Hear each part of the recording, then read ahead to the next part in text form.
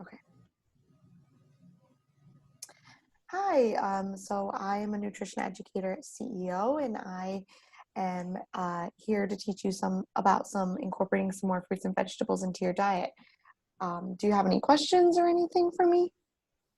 Um, I mean, fruits and vegetables are great, but I I don't know. They go bad so quick. My family Mm-hmm. doesn't eat them.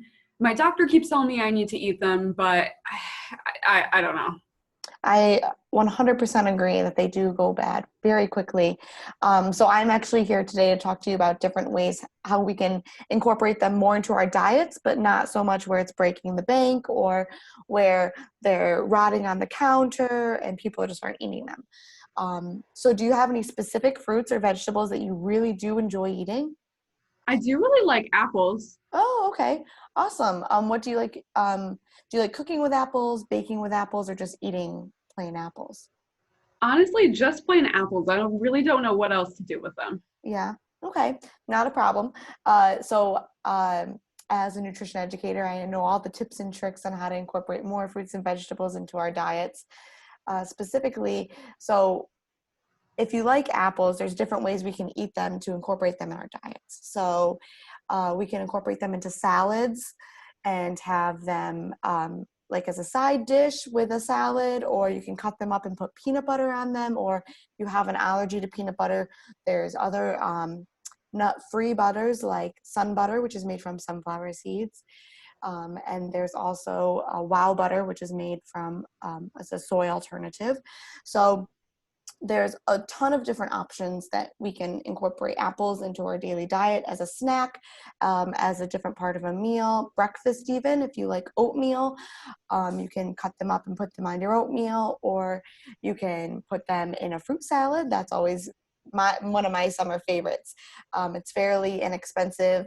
You can use other canned fruit, so you can keep those fresh apples in the fruit salad to get the freshness still, but you can get like canned mandarin oranges, canned pears.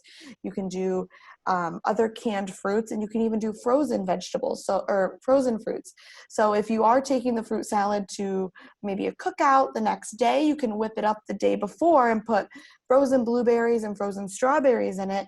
And then by the time you're ready to take it to the cookout the next day, they'll be thawed, but they'll still keep the rest of your fruits cold in the fridge. How does that all sound to you? I know that was a ton of information, so if you're confused about anything, just let me know. So I don't know if I'd really like the salad. That's an awful lot of vegetables. But the apple with peanut butter does sound interesting, but I do have an allergy to peanuts. You mentioned alternatives. Those sound kind of expensive. Where do you even find them? So they actually are relatively around the same price as peanut butter, but very good question. They do sell them in like Walmart, and sometimes at our food bank. So you're coming to a pantry today, so sometimes you can ask for other allergy-free options. If you contact, I can get you the person to get in contact with, so we can direct you with further assistance and make sure that you have something available to you since you do have an allergy. Oh, that'd be great. And the other thing you did mention, I think you said canned fruits. I don't know. My doctor said that has an awful lot of sugar in it. Yeah, so depending on the type of fruit and the way it's canned, it definitely could have a little bit of sugar in it.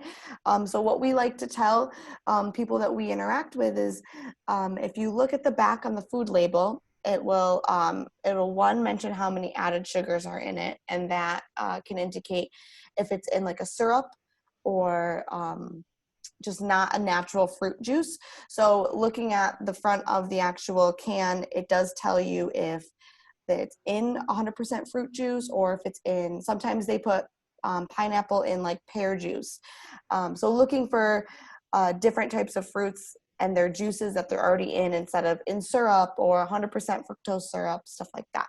So that just helps eliminate the sugar. And also what you can do is, when you open up your can of fruits, you can actually run them under water to eliminate some more of that sugar too.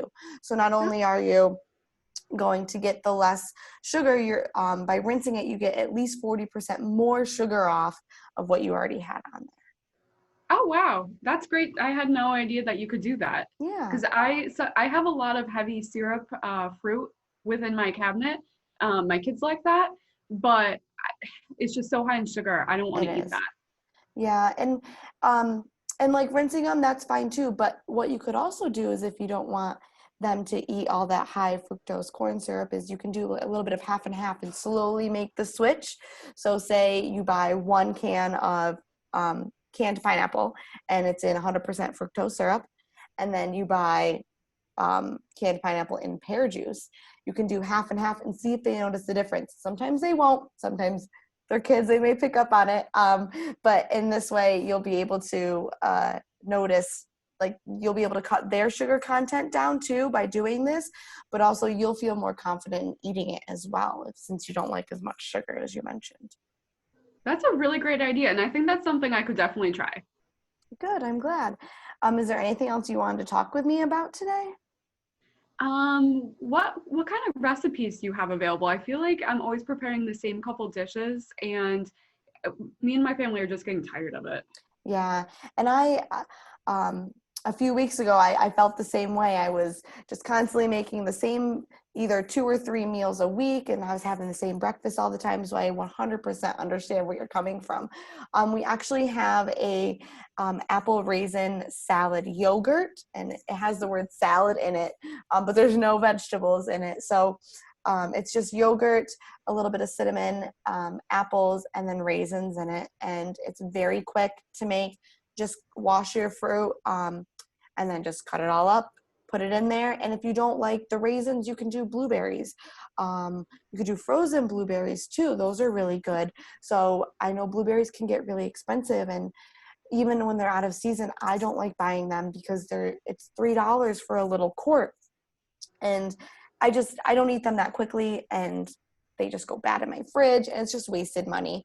So I like the frozen blueberries, and they do sometimes have them at the produce market. So if you do have kids that are enrolled in school, look to see if there's a produce market in your area, and they usually have frozen fruits and vegetables too. So that's a good way to increase your fruit intake. But it's just it's a nice easy snack or breakfast if you like yogurt for breakfast. But yeah, I do have some recipes here for you, and then I come back every month um, around at like the same time whenever the pantry's open, and every month is a new recipe or and lesson as well. So you're going to get a little indirect information today of a tip sheet that I have that will cover everything I just said, because it's a lot of information. I don't want you to feel overwhelmed, because it is a very overwhelming topic to make these small changes. But the first step is coming here and talking with me. So that's amazing. And I'm glad you are here today.